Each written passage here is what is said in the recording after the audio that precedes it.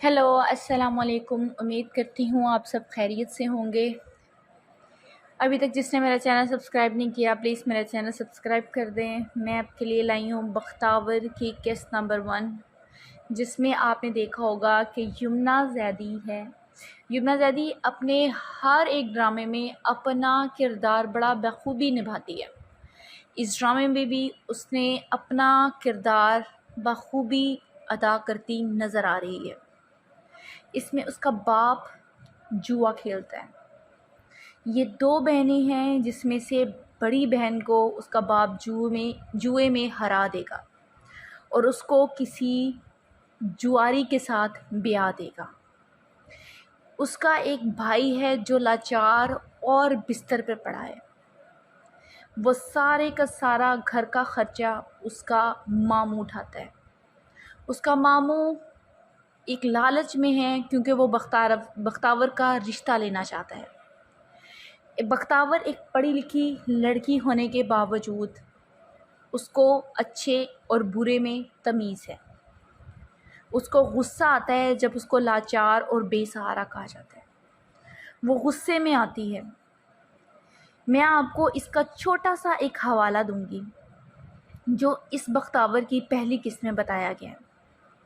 नसीमा का बाप जब उसका बाप जो इसको लाया हुआ जोड़ा पहनकर जो वो तैयार होती है, ये एक ऐसी स्टोरी है जिसमें यमुना ज़ैदी अपनी माँ और अपनी बहन और अपने एक भाई साथ रहती है। नसीमा का बाप जुआ खेलता है। नसीमा और बख्तावर आपस में बातें करती हैं। वो अपने बाप का सोचती हैं, जिसमें नसीमा इसको कहती है कि तुम बाप के बारे में ज़्यादा ना सोचो। वो ये बातें कर ही रही होती हैं कि पीछे से उसका बाप आता है और उसको लाल रंग का जोड़ा दिखाता है और कहता है कि इसको पहनकर तैयार हो जाओ। नसीमा डर जाती है। उसकी माँ अपने शोहर के आगे हाथ जोड़ती है और कहती है कि जो तुम कहोगे मैं वो करूँगी, लेकिन जुए में अपनी बेटियों को मत हराओ। इसका बाप एक बेहद बेगैरत इंसान है। जब यमुना आगे से कुछ अपने बाप को कहती है तो नसीमा तड़प जाती है, जिस पर नसीमा का बाप बख्तावर को पकड़ लेता है और कहता है उसके हिस्से की तुम तैयार हो जाओ। नसीमा तड़प कर कहती है मैं तैयार हो जाती हूँ। नसीमा अपने बाप का लाया हुआ जोड़ा पहनकर तैयार हो जाती है और वो कहती है कि तुम अम्मा को लेकर कहीं दूर चली जाओ। इधर बख्तावर का बाप नसीमा को लेकर चला जाता है। बख्तावर की माँ बख्तावर को आवाज़ देती है क्योंकि उसकी सहेली नईमा की मायूं होती है। वो वहाँ पर सज धज कर सोने की झुमके पहन कर जाती है, जिस पर उसकी माँ इस झुमके को उतारने का कहती है। बख्तावर नहीं मानती और बख्तावर की माँ ये भी कहती है जाओ मुँह धोकर आओ और इसको खुद को ढांप कर जाओ। बख्तावर वैसे ही चली जाती है। वो रास्ते में जा ही रही होती है कि उसकी टक्कर हो जाती है और वो टक्कर किसके साथ होती है? वो होता है बख्तावर की सहेली का भाई आहत। और इधर जब उसकी टक्कर होती है तो वो आहत को पसंद कर लेता है। इधर जब वो सहेली के पास बैठी होती है तो इसकी सहेली इसको मेहंदी लगा देती है और कहती है कि अगली बारी तुम्हारी है, जिस पर बख्तावर कहती है कि इन बातों को मैं नहीं मानती क्योंकि मुझे अभी पढ़कर जो है वो कुछ बनना है। बख्तावर अपनी सहेली की माइयों पर डांस कर रही होती है, उधर से उसकी मुमानी आ जाती है।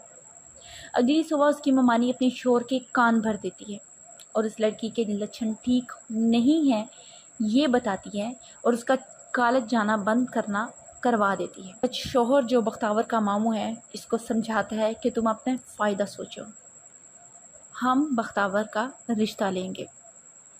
बख्तावर अपना पढ़ रही होती है कि उसकी माँ आती है, उसको रात के होने वाले नाच गाने के बारे में बताती है और कहती है कि हमारा कोई सहारा नहीं है, हमारा जो सहारा है आपके मामू है। वो कहती है कि हम लाचार नहीं हैं। बख्तावर अपनी माँ के गले लग जाती है और कहती है कि मैं तुम्हारा सहारा बनूंगी, मैं तुम्हारे बुढ़ापे में तुम्हारा ख्याल रखूंगी। अचानक इसकी माँ को गुड्डू का ख्याल आ जाता है। बख्तावर किचन में जाती है कुछ खाने के लिए, अपनी माँ से दूध मांगती है, जिस पर उसकी माँ یہ کہتی ہے کہ یہ دودھ گڈو کے لیے رکھا ہے، اور جب وہ روٹی مانگتی ہے تو وہ بھی اس کو گڈو کے لیے کہہ دیتی ہے اور کہتی ہے کہ تم بسکٹ کھا کر گزارا کر لو۔ مینس کہ بختاور اور اس کے گھر میں غریبی دکھائی گئی ہے۔ ادھر آہت کی بہن آتی ہے اور آہت بختاور کے رشتے کی بات کرتا ہے، جس پر اس کی بہن سمجھاتی ہے کہ وہ کچھ کرنا چاہتی ہے، میں اس کی بچپن کی سہیلی، مجھے اس کا پتہ ہے، بختاور کی کتابیں اس کے لیے بہت امپورٹنٹ ہے۔ لیکن آہت اپنی بہن کو رضامند کر لیتا ہے۔ اگلی صبح بختاور کے ماموں اور مومانی ان کے گھر آتے ہیں اور یہ کہہ کر ٹال دیتے ہیں کہ ہم بختاور اور گڈو کے مزید پیسے نہیں دے سکتے۔ یہ سب بختاور سن لیتی ہے اور اسے بہت غصہ آتا ہے۔ وہ چائے دینے آتی ہے، وہ نہ سلام کرتی ہے نہ دعا دیتی ہے، بس چائے پکڑا کر چلی جاتی ہے، جس پر اس کے ماموں اور مومانی اس بات کا بھی وویلا کر لیتے ہیں۔ اب جب وہ اس کے ماموں اس کا رشتہ لینے کے لیے آتے ہیں تو اس کی ماں کہتی ہے کہ آپ کا بیٹا ذہنی معذور ہے، میں اس کی شادی اپنے بیٹے سے نہیں کر سکتی، جس پر بختاور کو غصہ آ جاتا ہے۔ اگلی صبح وہ اپنے ماموں کو انکار کر دیتی ہے۔ اس کی ممانی کو بہت غصہ آتا ہے۔ ادھر جب بختاور اپنی سہیلی کو سب باتیں بتاتی ہے تو اس کی سہیلی کو بہت غصہ آتا ہے۔ اس کی سہیلی آہت کی پسند کے بارے میں بتاتی ہے۔ یہ کہہ کر بختاور ٹال دیتی ہے کہ میرے خواب کو میں نے پورا کرنا ہے، میں ابھی شادی نہیں کرنا چاہتی۔ پیچھے آہت کھڑا سن لیتا ہے۔ ادھر بختاور کی ماں اپنے بیٹے کی بیماری کو لے کر پریشان ہو جاتی ہے اور اپنے بھائی کے رویے سے بھی بہت پریشان ہوتی ہے۔ ادھر بختاور اپنی ماں کو حوصلہ دیتی ہے اور کراچی جانے کا مشورہ دے رہی ہوتی ہے کہ اچانک گلاس گرنے کی آواز آتی ہے۔ جب اس کی ماں بھاگ کر اس کے کمرے میں جاتی ہے تو گڈو جو ہے وہ مر چکا ہوتا ہے۔ اگلی صبح سارے گاؤں والے اس کے گھر اکٹھے ہو جاتے ہیں اور بختاور کی شادی کرنے کو کہتے ہیں، جس پر بختاور کو غصہ آ جاتا ہے اور وہ کہتی کہ میں لاچار نہیں ہوں، ہمیں کسی کے سہارے کی ضرورت نہیں ہے، جس پر اس کی ممانی کافی کچھ اس کو برا بھلا بولتی ہے اور اس کو بد کردار ہونے کا الزام دیتی ہے۔ بختاور کو بد کردار کے الزام پر غصہ آ جاتے ہیں اور وہ اپنی ممانی کے خلاف کھڑی ہو جاتی ہے۔ اس کے ماموں جب اپنی بیوی کے خلاف کھڑا ہوتا ہے دیکھتے ہیں تو بختاور کے منہ پر تھپڑ مارتے ہیں اور اس کو اس کی تعلیم اور زبان درازی کا طعنہ دیتے ہیں۔ ادھر پوری پنچایت بختاور کی بد زبانی اور بد درازی کے بارے میں باتیں کر رہے ہوتے ہیں اور ممانی اس کی مشورہ دیتی ہیں کہ اس کی شادی میرے بیٹے ذہنی معذور کے ساتھ بیاہ دی جائے، کیونکہ کوئی بھی زبان دراز اس کو برداشت نہیں کرے گا۔ بختاور اپنی سہیلی کے ساتھ بیٹھی ہوتی ہے کہ اس کی ممانی اس کو مبارکباد دیتی ہے کہ تم میرے رجو کی پسند ہو اور میں تمہیں اپنے رجو کے لیے کی بیوی بنانا چاہتی ہوں، کل تمہارا نکاح ہے۔